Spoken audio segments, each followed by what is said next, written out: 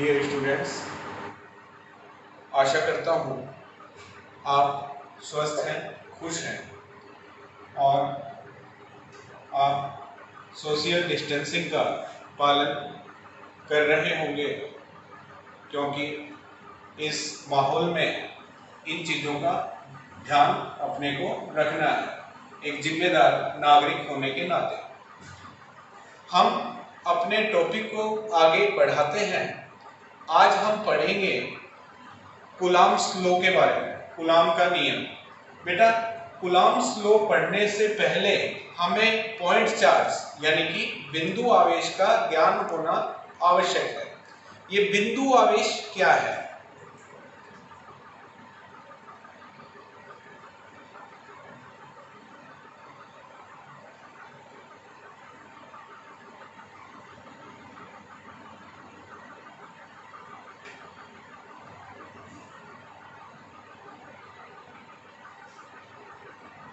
बिंदु आवेश।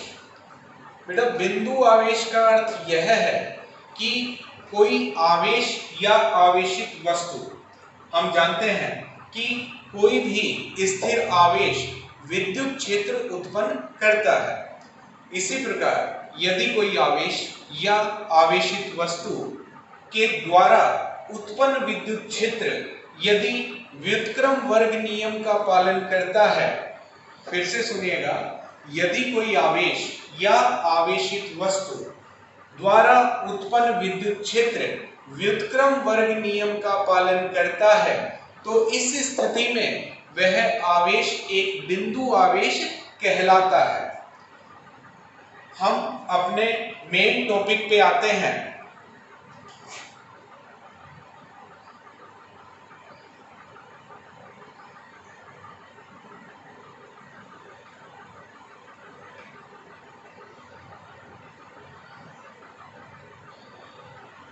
कूलॉम का नियम।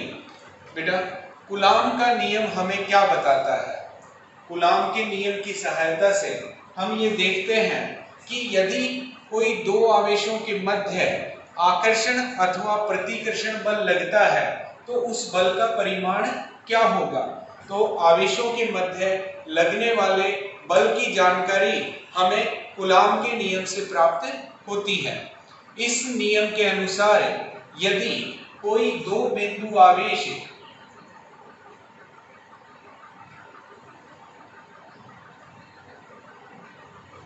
हमने दो बिंदु आवेश लिए हैं, एक को हमने Q1 माना है और दूसरे को हमने Q2 माना है। यदि दो आवेश और जिनके केंद्रों के मध्य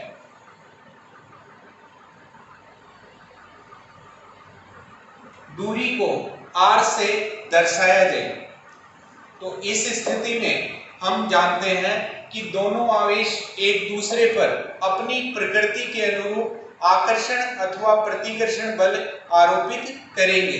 इस बल का परिमाण दोनों आवेशों के परिमाणों के गुणनफल के समानुपाती होता है। फिर से सुनिएगा, दोनों आवेशों के मध्य लगने वाला बल दोनों आवेशों के परिमाणों के गुणनफल के समानुपाती होता है। इसी में दूसरी बात,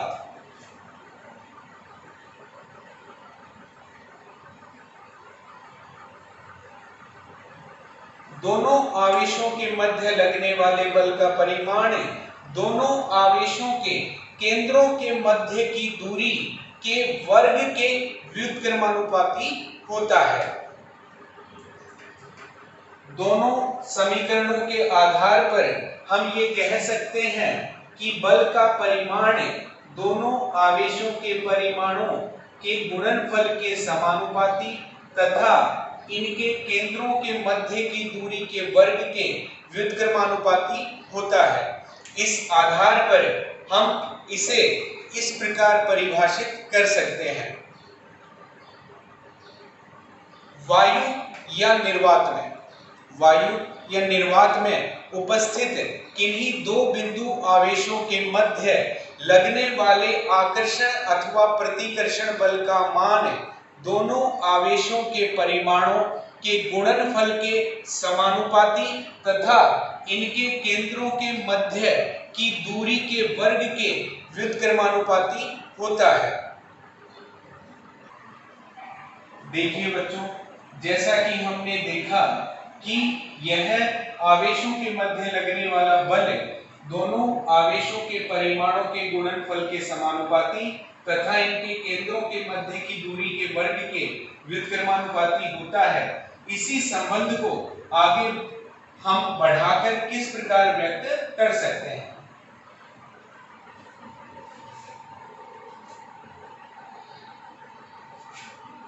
यदि हम इस संबंध को यहां एक स्थिरांक लिया जाए और संबंध को एक समीकरण का रूप दिया जाए,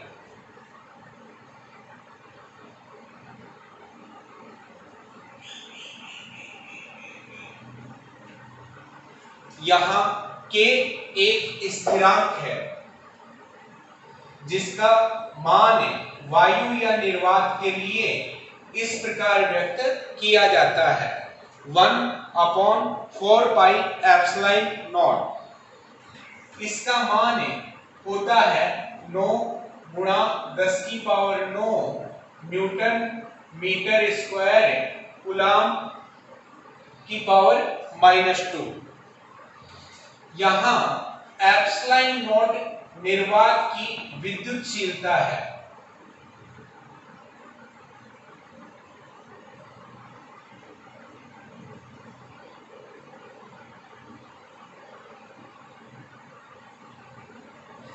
इसका मान 8.854 गुणा 10 की पावर -12 न्यूटन की पावर -1 मीटर की पावर -2 और कूलाम की पावर +2 होता है।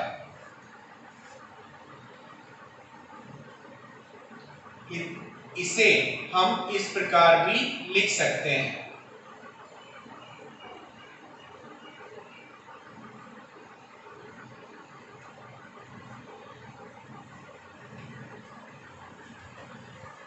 देखिए बच्चों, यह हमें दो बिंदु आवेशों के मध्य लगने वाले बल का परिमाण प्रदान करता है।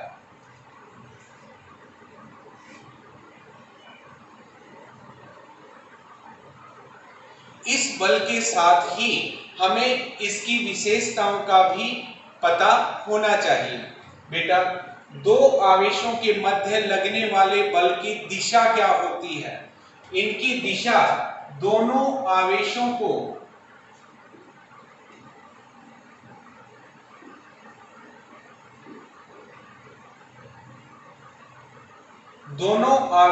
के केंद्रों को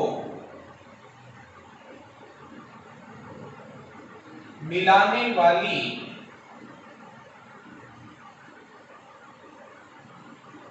रेखा के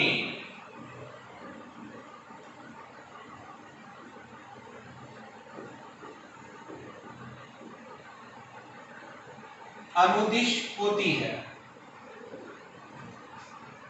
हमें यह पता होना चाहिए कि आवेशों के मध्य लगने वाले बल की दिशा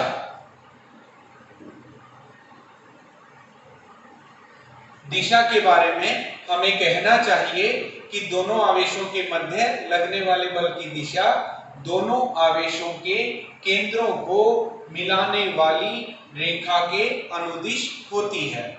साथ ही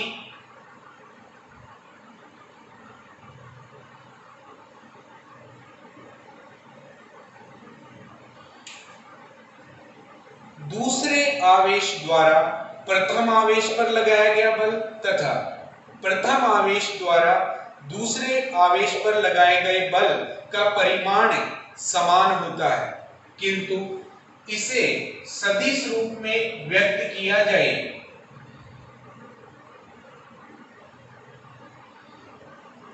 सदिश रूप में व्यक्त करने पर हम यह देखते हैं कि यह माइनस चिन्ह क्या बताता है? बेटा, यह माइनस चिन्ह यह बताता है कि दोनों बल परिमाण में समान होते हैं, किंतु इनकी दिशाएं विपरीत होती हैं। इसकी तुलना गति के तीसरे नियम क्रिया प्रतिक्रिया के नियम से की जा सकती है। हम कह सकते हैं कि यहाँ दोनों बल परिमाण में समान हैं किंतु दिशा में विपरीत हैं। अतः कूलॉम का नियम गति के तृतीय नियम अर्थात क्रिया प्रतिक्रिया के नियम की पालना करता है।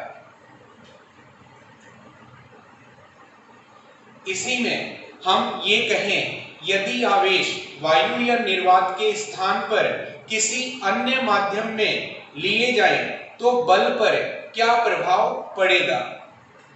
यदि हम किसी ऐसे माध्यम में आवेशों को रखें जिसका परावैद्युतांक K या एप्सिलॉन r हो, तो नए माध्यम में बल को इस प्रकार से व्यक्त किया जा सकता है।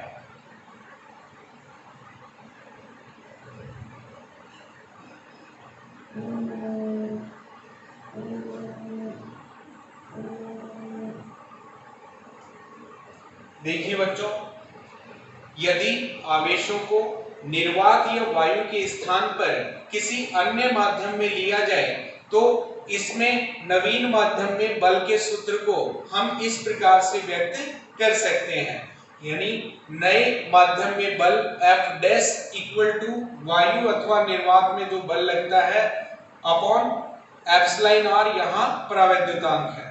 नवीन माध्यम में बल को इस सूत्र से व्यक्त किया जाता है।